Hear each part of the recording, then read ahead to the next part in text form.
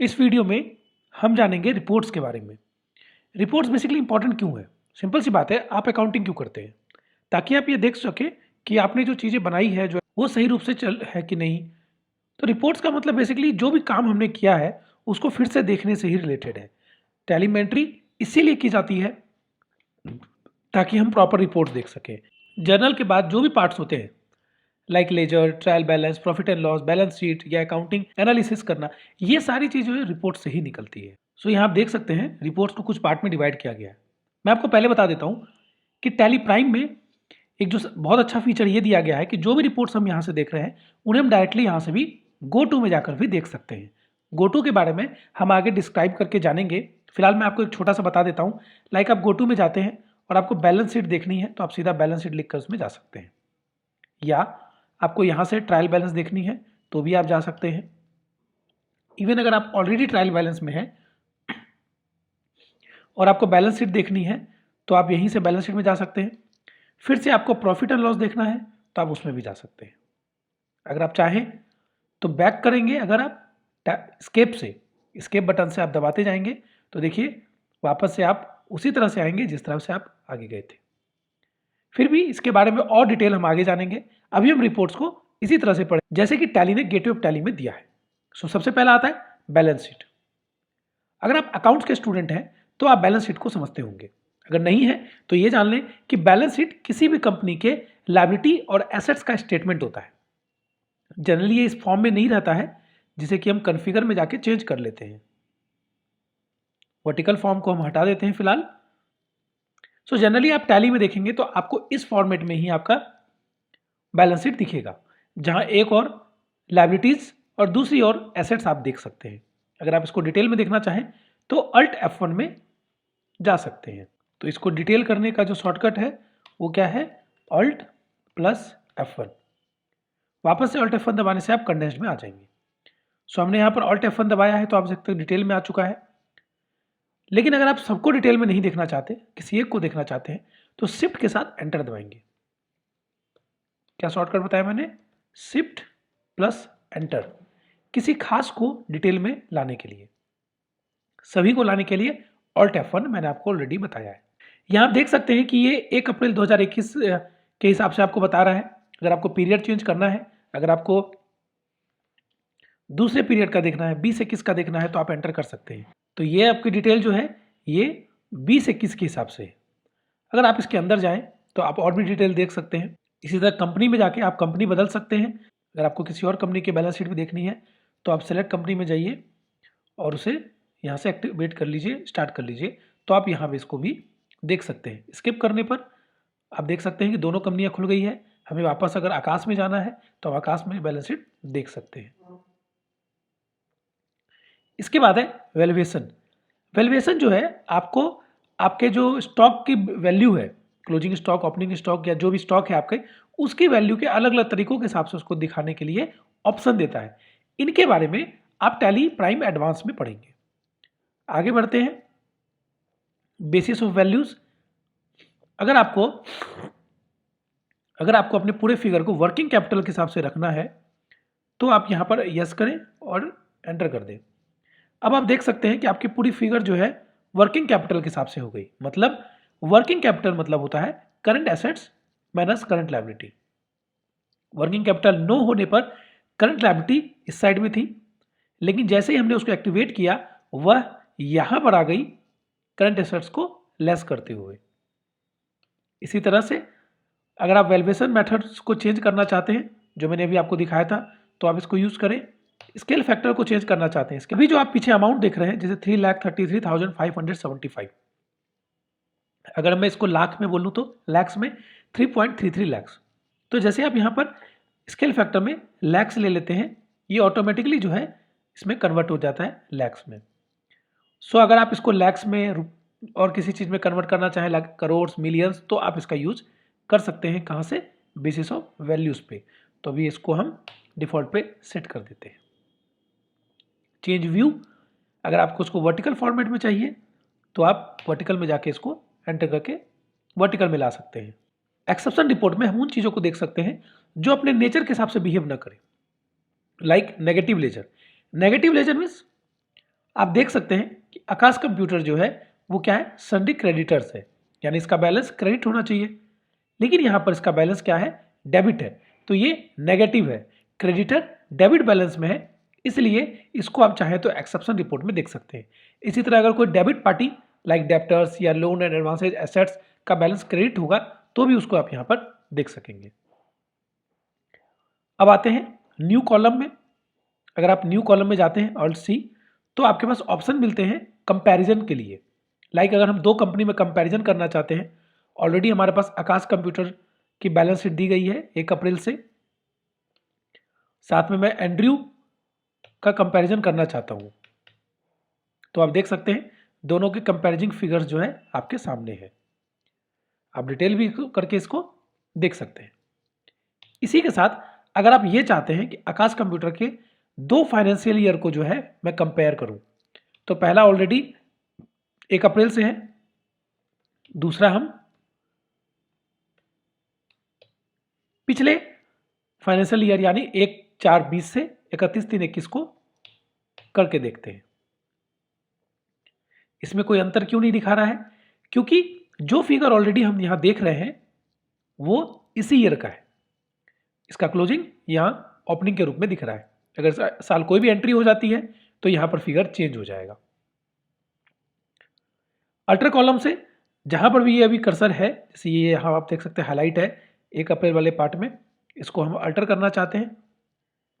Alter करके मान लीजिए मैं इसे 31 मई तक का ही करना चाहता हूं, तो आप देख सकते हैं ये 31 मई में कन्वर्ट हो गया। इसी तरह से कर्सर जिस पर रहेगा उस कॉलम को आप यहां से डिलीट कर सकते हैं।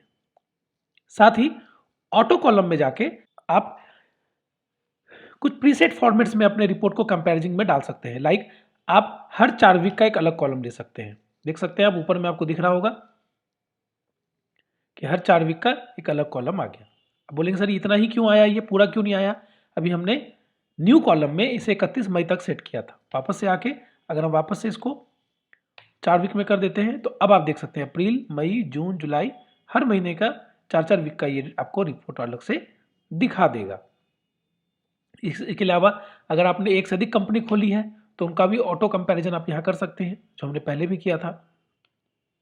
और भी यहाँ पर बहुत सारे तरीके दिए हुए हैं, weekly, quarterly, monthly, half yearly, yearly या फोर्टनाइटली। फोर्टनाइटली मतलब 15 दिन, है ना, 2 वीक बेसिकली कह सकते हैं फोर्टनाइटली।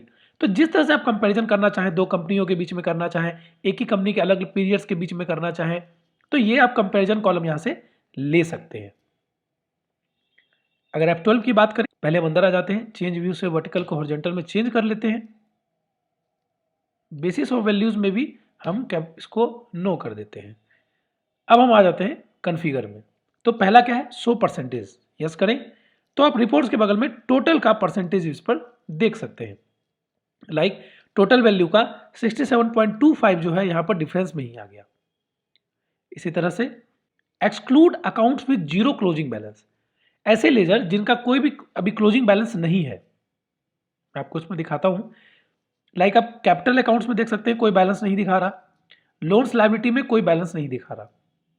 अगर हम इसको यस कर देते हैं तो क्या होगा, क्योंकि इनमें कोई बैलेंस नहीं था, टैली ने उसको हटा दिया।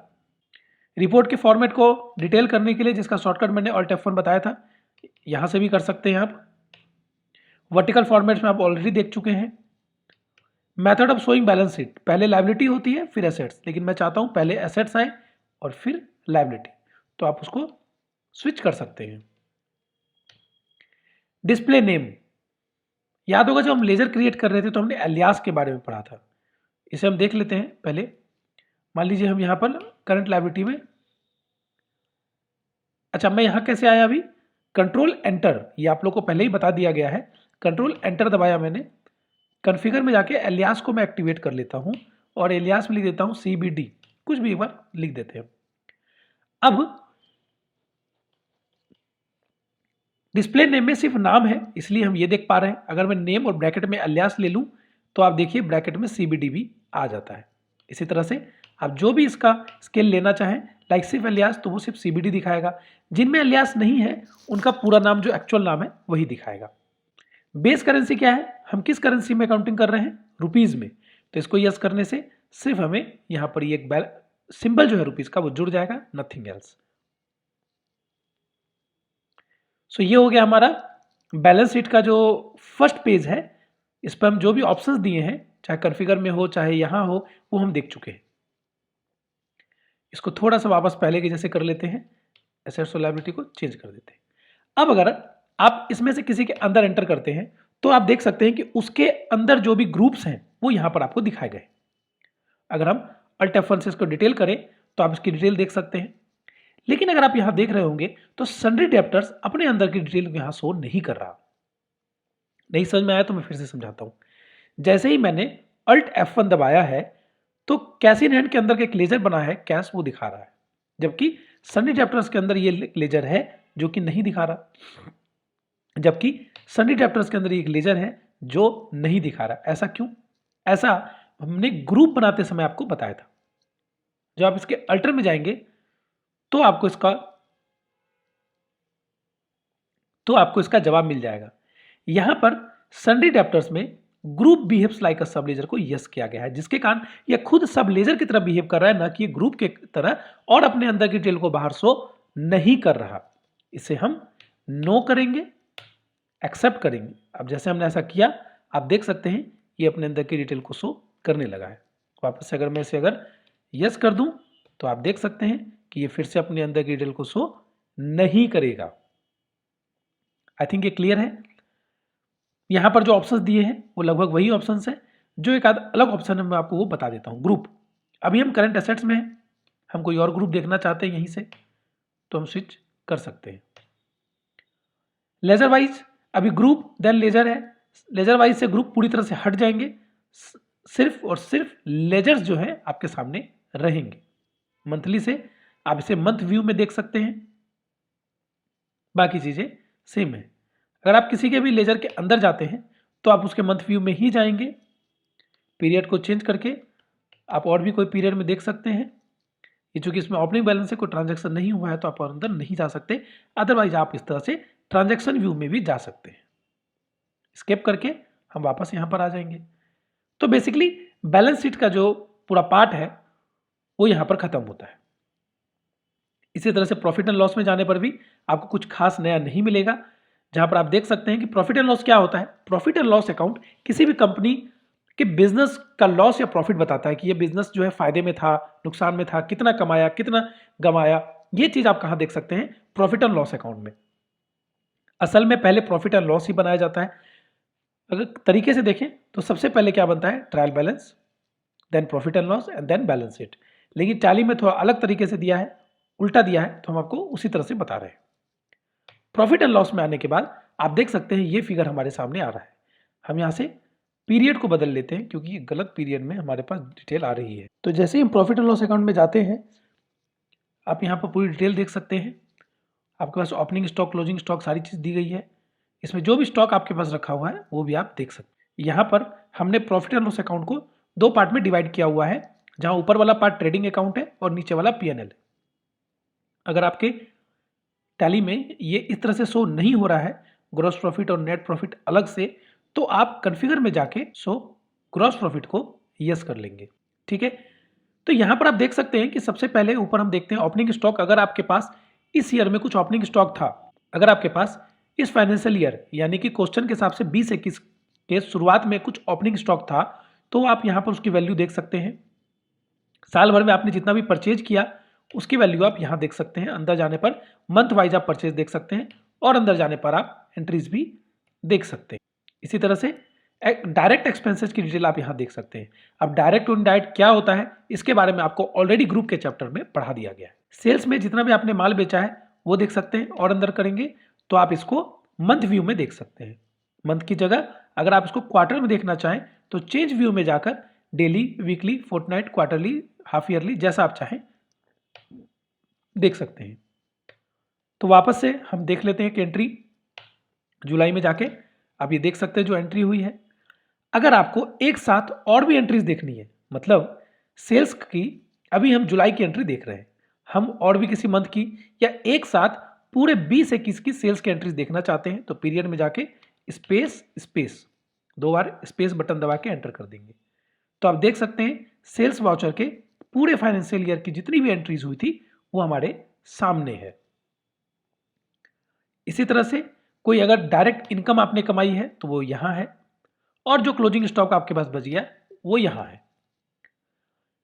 इन टोटल कैलकुलेशन से जो भी प्रॉफिट और लॉस निकलेगा, यानी कि टोटल जो आपका ये साइड है राइट साइड, उसको जोड़कर लेफ्ट साइड में से हम घटाते हैं। अगर लेफ्ट साइड का पार्ट में कुछ बैलेंस बचता है तो प्रॉफिट है, अगर राइट साइड में ज़्यादा बचता है तो वो लॉस है। तो इस तरह से ग्रॉस प्रॉफिट हमारा क्या है, 4,32,397 रुपये 50 पैसे, जो कि यहाँ पर ट्रेडिंग अकाउंट से पीएनएल अकाउंट में ट्रांसफर हो गया। इसमें से जो भी इनडायरेक्ट एक्सपेंसेस हमने किए उसको घटाकर और इनकम जो इनडायरेक्टली हमने कमाई उसको जोड़कर जो बैलेंस निकलता है वही हमारा शुद्ध मुनाफा है। इसी को शुद्ध मुनाफा या नेट प्रॉफिट कहते हैं, जो आपके घर में आएगा। ठीक है, नहीं समझे मैं एक बार और समझा देता हूं कि प्रॉफिट एंड लॉस कैसे काम करता है। इसको हमने दो पार्ट में डिवाइड किया हुआ है। ऊपर वाला पार्ट ट्रेडिंग और नीचे वाला पीएनएल कहलाता है। लेफ्ट साइड में जो भी चीजें आ रही है, जिसमें मतलब पैसा जाना है, लाइक परचेज में पैसा जाना है, एक्सपेंसेज में पैसा जाना है, वो डला हुआ है। राइट साइड में जिससे पैसा आ रहा है, लाइक सेल्स, जो भी आपने माल बेचा, इनकम जो आपने डायरेक्टली कमाई, अब डायरेक्ट इनडायरेक्ट का अंतर आपको पहले ही बता गया है, और जो स्टॉक आपके पास ऑलरेडी है। तो यहां इन तीनों को जोड़ने पर जो अमाउंट आता है वो है 5,03,021 रुपए। इसमें से इन दोनों को घटाने पर जो बैलेंस आया वो है हमारा ग्रॉस प्रॉफिट, जो कि इतना है। इसे यहां पर ट्रांसफर कर दिया गया। अगेन जो भी हमने इनकम इनडायरेक्टली कमाई उसे भी हमने इसको जोड़ दिया, तो ये बैलेंस निकलता है 4,45,397 रुपये 50 पैसे। इसमें से जो भी हमारे एक्सपेंसेस इनडायरेक्टली हुए उसको हमने घटा दिया, और हमारे पास आता है नेट प्रॉफिट, शुद्ध मुनाफा। बाकी यहां पर ऑप्शंस वही हैं जो आपने बैलेंस शीट में देखे।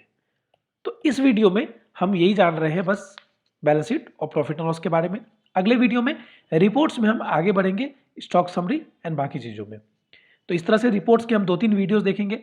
जैसा कि मैंने पहले ही बताया, इन रिपोर्ट्स को आप GoTo में जाके भी देख सकते हैं, चाहे वो प्रॉफिट एंड लॉस है चाहे वो बैलेंस शीट हो। बाकी के रिपोर्ट्स को भी आप उसमें देख सकते हैं, जिसके बारे में आगे हम डिटेल में समझेंगे। तब तक के लिए have a nice day, see you in next video.